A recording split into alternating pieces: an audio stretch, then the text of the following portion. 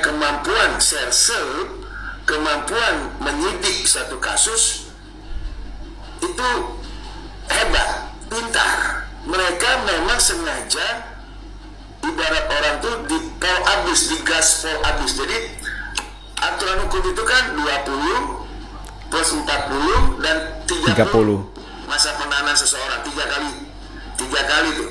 Pertama perpanjangan yang 20 awal, kedua perpanjangan kedua, dan terakhir permohonan kepada ketua pengadilan negeri setempat meminta waktu 30. Jadi total semua 90. Boleh menggunakan itu kalau terkait kasus yang memang dikatakan rumit. Kalau ini kan gak rumit, karena dia menetapkan pasalnya kan pemerasan dan pengancaman.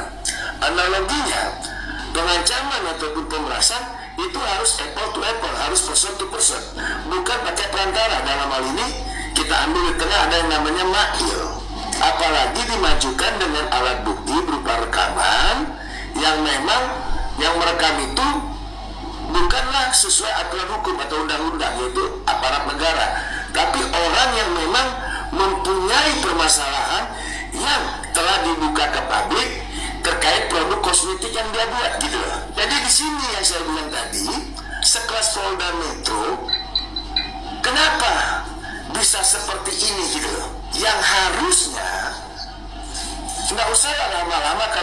Kalau you yakin dia tersangka dengan pasal pemerasan, pengancaman, dan tindak pidana pencucian uang, 20 plus 40, saya rasa udah waktu yang terlalu lama itu.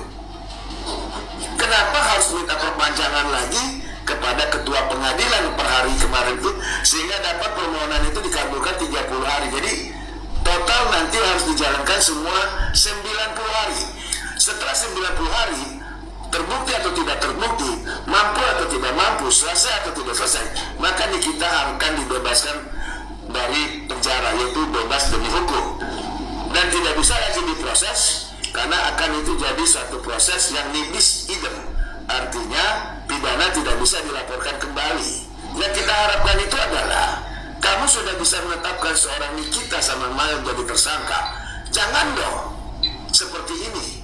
Ini menarik loh kasusnya Nikita Mirzani, seorang yang bercerita tentang produk, diiming-imingin untuk tutup mulut, tapi bukan dia, melalui mail, tiba-tiba dibalikin dengan adanya rekaman menjadi tersangka. Ini ironis, saya bilang. Takkan unsur pemerasannya masuk, tapi kan tidak boleh juga ada TPPU-nya. Tindak pidana pencucian uang itu rata-rata kan yang kena itu adalah memang kalau ada aliran yang dipergunakan ke tempat yang salah. Nah, sekarang justru aliran itu 4 miliar 2 kali tahap pembayaran.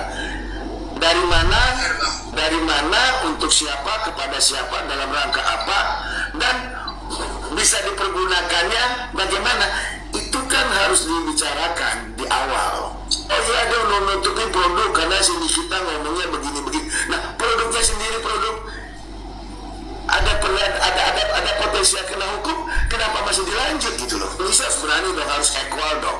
Polda Metro harus jujur dong, bikin dong laporan model A. Bukannya Fahmi melaporkan tentang ilegal rekaman, itu mah terlalu sumir, terlalu jauh, capek nanti. Tangkap langsung dong LPA, tangkap, karena negara harus hadir. Siapa negara? Polisi punya domain untuk membuat laporan model A kalau memang yang dikatakan di kita ini benar, betul nggak? Wah, berat ini guys, pernyataan dari Bapak Togar Situmorang karena sudah menyenggol aparat Polda Metro Jaya. Seperti kata Bapak Togar Situmorang, Polda Metro Jaya boleh dikatakan kualitasnya itu A, berada di jajaran pertama, Kapolda Metro Jaya. Bahkan Kapolda Metro Jaya dipimpin oleh Jenderal Bintang 2. Wow, keren kan? Jenderal Bintang 2 pastinya sudah punya pengalaman yang luar biasa dalam menyelidiki suatu kasus. Karena di sana beliau-beliau ini merupakan orang-orang yang pintar, orang yang jenius, orang yang hebat dalam menangani suatu kasus, termasuk kasus dari Nikita Mirzani. Kata Bapak Togar Situmorang, sekelas Polda Metro Jaya, kenapa masih ada penambahan penahanan selama 30 hari untuk Nikita Mirzani? Itu kan untuk kasus yang rumit. Sedangkan kasus dari Nikita Mirzani itu tidak rumit. kata Bapak Togar Situmorang. Secara logika hanya bisa diajukan penambahan penahanan selama 20 hari plus 40 hari, itu sudah cukup. Dan seharusnya kalau memang Nikita Mirzani bersalah, berkas perkaranya itu sudah P21 di hari ke-60. Tapi kenapa ada penahanan lagi selama 30 hari? Artinya apa? Kita sudah tahu jawabannya. Karena berkas perkaranya belum lengkap. Kemudian soal pengancaman, kata Bapak Togar Situmorang agak rancu atau tidak masuk akal dengan pasal pengancaman yang ditujukan kepada Nikita Mirzani. Karena pasal pengancaman itu harus apple to apple. Maksudnya Nikita Mirzani dan Dr.